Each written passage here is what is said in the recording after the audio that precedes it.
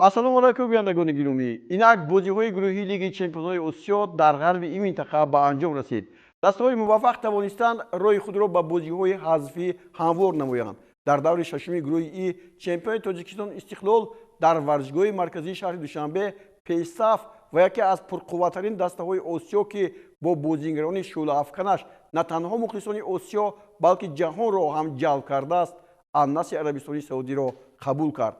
бори аввал дидем ки 4 соат пеш аз оғози бозӣ мухлисон ними варзишгоҳро пур карда буданд. Новобаста ба он ки Криштиану Роналдо ба ин вохӯрӣ наомад, аммо таъсири шӯҳраташ ба он расида буд ки баъдан мухлисон саросар варзишгоҳро пур карданд. гузориши моро пайгирӣ кунед.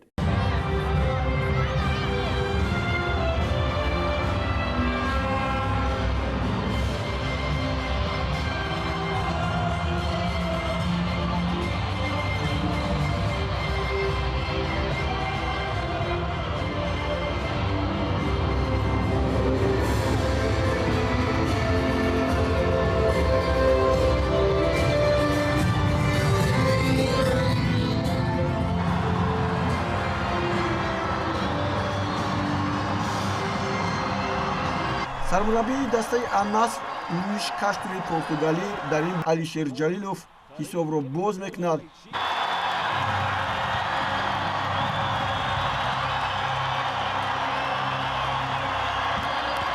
дастаи наздик ин тӯбро ба самар нарасид. Секо Фафана ба гол омад. Айман Аҳмад, Отавинио ҳамчунин Талиска инҷо ба бозӣ ворид шуданд, вале дигаркарӣ пур аз мухлисон буд. ин ҳолати зеботарине буд ки инҷо боз ба мо рӯҳи тозаи ҳам бахшид.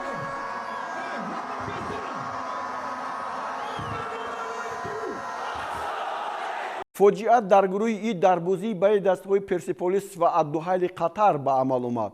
Персеполис ки ҳамагӣ дар як қадам то ба бозиҳои ҳазфӣ баромадан қарор дошт, аз Аддуҳайл шикаст хӯрд ва аз гурӯҳи И танҳо ба Ан-Наср муяссар шуд ки ба мақсад расад. Тамошо мекунем. бале варзишгоҳи озодӣ ғалабаи Персеполисро интизор буд ва ҳамагӣ як лаҳзаи боқӣ монда буд ки Персеполис идомаи бозиҳои худро дар Лиги Чемпионҳо боз ҳам тавсеа бахшад. вале ин тавр нашуд. ҳарчанд Персеполис дар бозии аввалаш дар шаҳри Давҳа Дуҳайро бо ҳисоби 1-0 мағлуб карда буд ва Аддуҳайл тавонист ки инҷо ба пирӯзӣ ноил шавад. ҳоло бубинед охирин фурсате буд барои бозигарони дастаи Персеполис. Милод Сарлак ва дарвозабон Салоҳ Закария дар ҳақиқат қаҳрамонона ин тӯбро баргардонид ва ҳуҷумҳои дигар гӯем ворид тӯри дарвоза нагардиданд ва ниҳоят дастаи Персеполис баъди ҳамин бохташ аз дастаи Аддуҳайл натавонист ба бозиҳои минбаъда равад аз зинаи дуюм.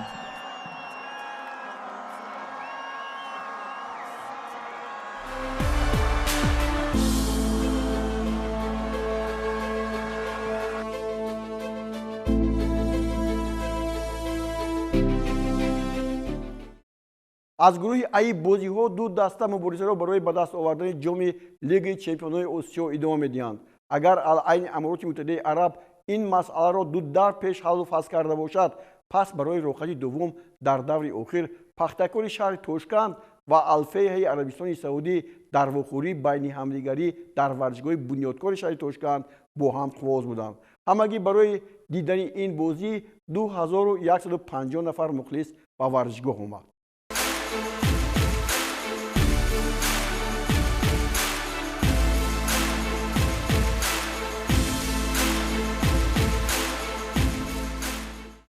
дар гурӯҳи Б дастаи Насафи Қаршӣ барои роҳхати дуввуми ин гурӯҳ пеши роҳи клуби футболи Асади Қатар ро баст.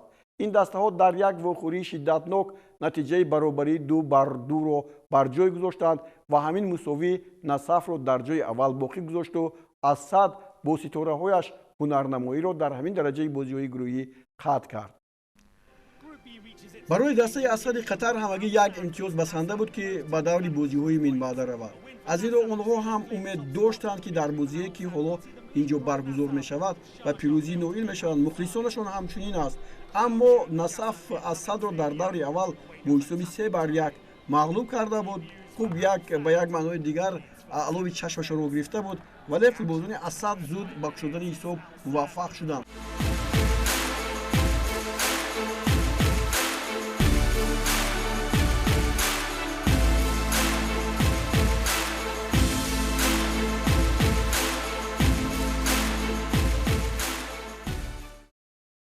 бозии даври охири гурӯҳи С ҳам Песафон Ал-Иттиҳоди Арабистони Саудӣ ва сипоҳони Эронро дар баробари ҳам қарор дод.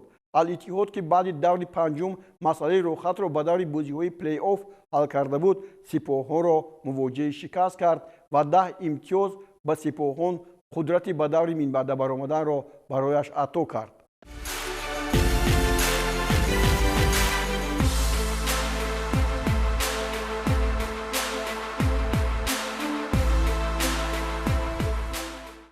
навбаҳори намангони Ӯзбекистон дар гурӯҳи Д бозии охирини гурӯҳиро дар Ҳиндустон дар муқобили Мумбай Сити гузаронид ва футболбозони ӯзбекистонӣ муяссар шуд, ки ба ғалаба ноил шуда баъд аз Ал-Ҳилол роҳи худро ба бозиҳои ҳазфӣ ҳамвор кунанд.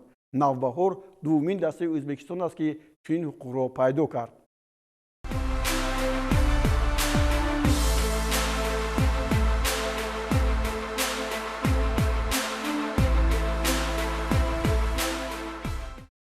дар гурӯҳҳои шарқи Осиё аслан бозиҳои гурӯҳӣ рӯзҳои 12 ва 13 декабр гузаронида мешаванд. Танҳо имрӯз дар гурӯҳи Ҷ Вуҳани Чин бо Поҳан Стиллерси Кореяи Ҷанубӣ ва Ҳанои Ветнам бо Урава Ред Даймондси Ҷопон ба майдони бозӣ меоянд.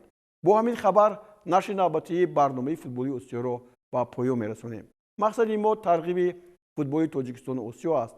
ҳар ҳафта дар ҳамин рӯз ва дар ҳамин соат барномаи навбатии моро интизор шавед. Хайр то боздид.